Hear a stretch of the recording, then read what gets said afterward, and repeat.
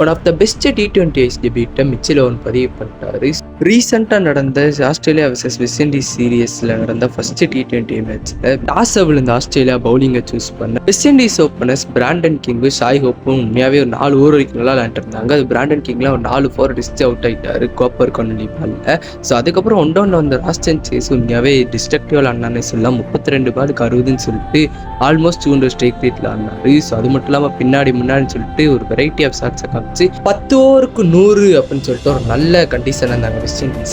Slow ஆடிட்டு இருந்த Shai Hope Roston Chase out ஆனதுக்கப்புறம் தர இன்னிங்ஸ் ஆடினாரு. ஸோ 37 பாலுக்கு 54ன்னு சொல்லிட்டு தன்னோட 7வது 50ஐயும் T20 பதிவு பண்ணாரு. ஸோ அதே மாதிரி 12வது வெஸ்ட் இண்டியனா ஒரு 1000 ரன் கிராஸ் பண்ணியிருக்காரு.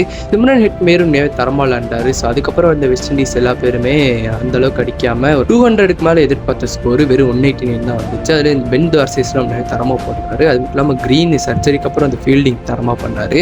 190ன்ற ஒரு அளவுக்கு டீசெண்டான டார்கெட்டை சேஸ் பண்ண வந்தாங்க ஆஸ்திரேலியா. உள்ள சரி மிச்சல் ஓவன் ஓப்பனிங் வருவாருன்னு சொல்லி பார்த்தா மிச்சல் மார்ஸும் ஜேக் ஃபேசர் மெர்க்கருக்கு ஓப்பனிங் பண்ணாங்க. ஜேக் ஃபேசர் மெர்க்கர் 7 பாலுக்கு 2 ரன் சொல்லிட்டு அவுட் ஆகிட்டாரு. மிச்சல் மார்ஸ் ஓரளவுக்கு ஸ்டாண்ட் பை ஆடிட்டு 17 பாலுக்கு 24 சொல்லிட்டு அவர் அவுட் ஆகிட்டாரு. ஸோ அதுக்கப்புறம் அந்த ஆஸ்திரேலியன்ஸ் ஃபுல்லாக ஓரளவுக்கு 10-15 சொல்லிட்டு ஆளுக்கு 2 பவுண்டு 2 சிக்ஸ் சொல்லி அடிச்சு அவுட் ஆகிட்டு உள்ளே வந்தாங்க கிரீனும் மிச்சல் ஓவன் நம்பர் 6 எப்போ செட் ஆகும்னு யோசிச்சுருந்தேன். மிச்சல் ஓவன் கேமரன் கிரீன் ஒரு செம்ம பார்ட்னர்ஷிப் போட்டு மிச்சல் ஓவன் டெபியூட்டில் ஆடுற மாதிரி அல்ல ரொம்ப ஃபியர்லெஸ்ஸாக சூப்பராக இருந்தார். கேமரான் கிரீனும் உண்மையாகவே சர்ஜரிக்கு அப்புறம் உண்மையாகவே தரமாக ஆண்டான்னு தான் சொல்லணும். அது ஃபீல்டிங்லாம் எனக்கு ரொம்ப பிடிச்சிருந்துச்சு. 25 பாலுக்கு 50ன்னு சொல்லிட்டு கிரீன் அவுட் ஆனார். ஸோ அதுக்கப்புறம் மிச்சல் ஓவனும் தன்னோட 50 பதிவு பண்ணிட்டு மேட்சை ஈஸியாக்கி ஆஸ்திரேலியா பக்கம் முடிச்சு கொடுத்தாங்க. 19 ஓவரில் ஒரு 119 டார்கெட்டை ஈஸியாக சேஸ் பண்ணி முடிச்சிட்டாங்க.